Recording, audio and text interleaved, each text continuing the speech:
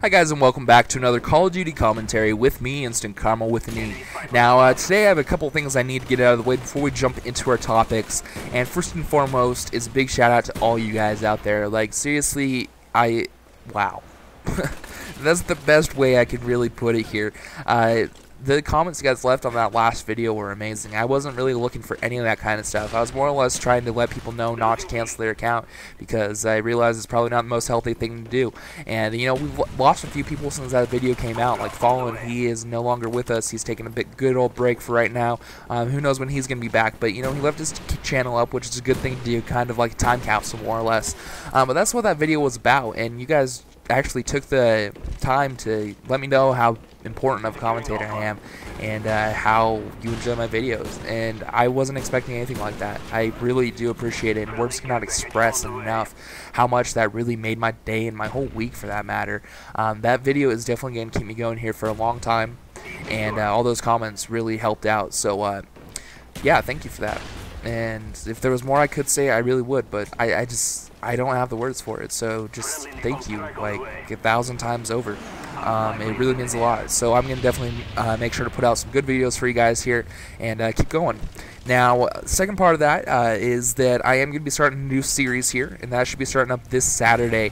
It's going to be something different, you know, not the Call of Duty multiplayer, but it's still going to be a lot of fun, I think. So I've tried recording it a few times here. Can't really get all the words into there that what I want to say, so I haven't got the full video out yet. That was actually going to air today in place of this video, but I'd rather put in some good more work on it and then get you guys a great quality product. So I got that series coming up for you here, and then we got another series in Modern Warfare 3 that I think is going to be great. Similar to, you know, Jumps and Spots, but my own little tweak on it. So I think that's going to be a fun thing. And, you know, now that I got the PVR back, I have a lot more options available to myself. So I expect some good things coming from this channel here in the near future. Now, I'm going to go ahead and jump into the topic, I think, today. I don't think I got any more announcements to get out of the way, but yeah, let's talk about it. Now, what I normally do is I've been trying to think of topics that I have good videos coming out, but what they are is they're more or less 30-second topics is the way I describe them. You know, you put them in, you process them, and then you're done. But where I normally record them is in my iPod. I have a little notepad that I just copy down all the stuff that I think about throughout the day and things that can make good commentary. So what I'm going to start doing is just going through these, and however long they take, that's how long they take, and we go through it until the end of the video. Ideally, I like to have one topic all the way through, but, you know, that doesn't always work out that way. So the topic for today that I have is Call of Duty a this generation console game. And what I mean by that is if we look back on the original Xbox, Halo 2 was all the rage on that, and it really, you know, brought a new thing to the online community, really established the online community as we know it now, because it was really one of the first games to take off with Xbox Live, more so than really any other game we'd seen in the past. And then, you know, we go on and we have Halo 3 and we have Halo Reach, but then you never really saw what we did with Halo 2, you know, with the people coming online and playing it for as long as they did on a daily basis.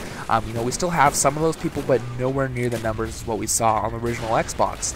And I think a lot of that is because when the 360 came out, you know, maybe a year later or something like that, I'm not quite sure, we got Call of Duty 4, the original Modern Warfare, and that's really what took over. You know, that's why people started buying Xboxes and getting out there. And, you know, PS3s too, don't want to leave you guys out, but, you know, that's what really brought people out and had them get an Xbox 360. And, you know, with the Halo 2, a lot of people weren't willing to say, I want to play Halo 3 and upgrade my console. There was two things that, you know, it took a lot of requirements to do. So I'm wondering if Call of Duty is going to be the same way, if it's going to die once we get our new consoles. And rumor has it that we're going to be getting new consoles 2012, 2013, sometime around there. But, you know, that's still to be confirmed. But, you know, I'm wondering if it's going to happen. I wonder if Call of Duty is this generation console game, if it's going to die later on and we'll have a new game that we've never even really heard of yet. You know, I honestly thought Crysis was going to take its place, but that game fell short in a few areas as well. You know, it's still fun to play, but it's definitely not a Call of Duty killer. And, you know, I think Call of Duty will definitely always be around, kind of like we still have Halos coming out. We got Halo Legends coming out, or Anniversary, whatever it's called, coming out this December, I believe it is. So, I mean, they're still coming out, but they're not all the rage anymore, and I wonder if that's going to happen with Call of Duty as well. So just let me know what you guys think here in the comment section below, and we can have a good discussion about it even further than what we just did now, because that was more or less just me talking at you, not really a discussion here.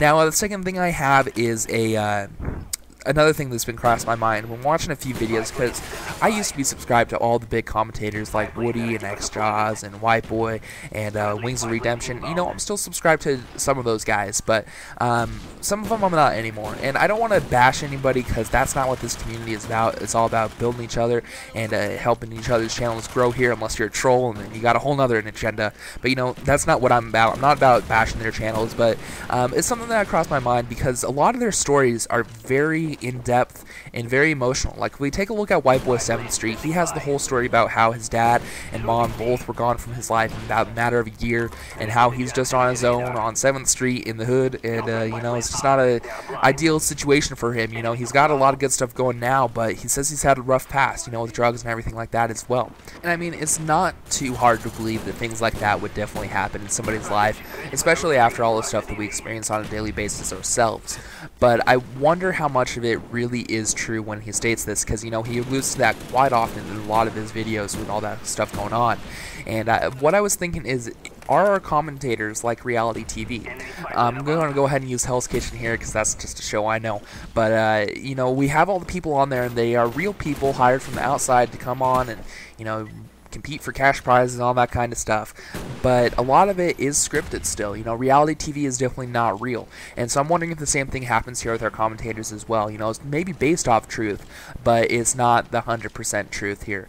You know, I've had a lot of things in my past too that I'd love to go ahead and tell you guys about, but I think that it would attract the wrong kind of people. I think that a lot of drama would come out of it, and I'd get people because of the drama. Like, if we look at Black Cat 15, I think is his name, or you know, Trent. He has his channel, and he had a huge boom after his, you know, sob story of him having the steroid use and then the fallout after that.